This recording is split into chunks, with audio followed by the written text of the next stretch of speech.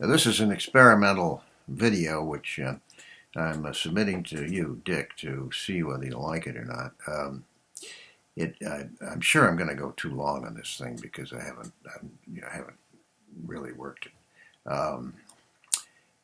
It's an act for the Jinks. Good evening. My name is Palmer Field. I'm an old bohemian. You don't know me.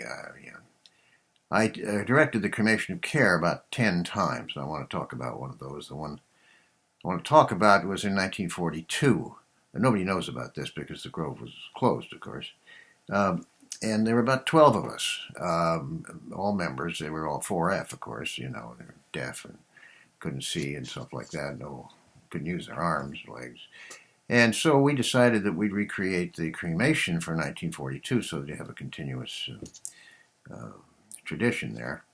And we came up here. We came up in an ambulance because of gas rations, and we had Dr. Camp get us the ambulance. We came up here, and at the time we got here, there was no electricity and no water in the lake, and we didn't have a boat even because the Coast Guard had taken that to the Russian River down to guard against a Japanese landing.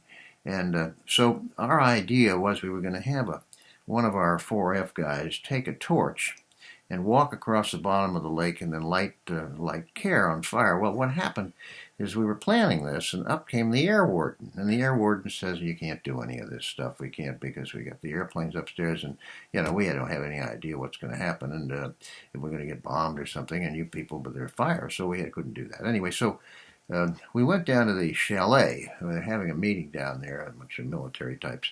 Well, I knew a few of them. Ernie Lawrence, Ed Taylor Teller, and some other guys. And they were having a big conference about Manhattan, something or other, I don't know. And we told them the problem. We said we can't ignite care because of the fire regulations. And there was a tall guy drinking a martini in a white suit there. His name was Bob Oppenheimer, I think, or some name like that. So anyway, his name was Bob, and he said, well, I think I can help you. And he had some chemicals with him. I guess he was demonstrating something or something, I don't know, for the military people. And then, so he said, why don't I'll come down and to the owl and see if we can do something. And he came down there and he said, well, look, all you have to do is convert matter into energy. That's all you have to do, and then they'll cremate them pretty well. You'll never see them again. And so the problem is you have to do this conversion at the speed of light, squared, which is pretty fast. And he explained that there is such a thing as virtual speed of light, and you can do that by using your hands in a certain way.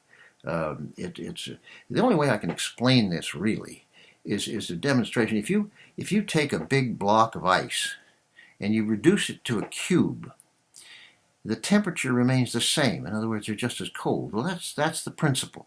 You see, you move your hands around, and it's called virtual speed of light, and then your hands become the speed of light squared, which is what we needed. So we took a little can and we gave it to the high priest, and Lawrence took this. No, it wasn't Lawrence, it was Bob. Bob took these chemicals that he had, uranium something, number, and plutonium somewhere else, I don't know, and he put them together.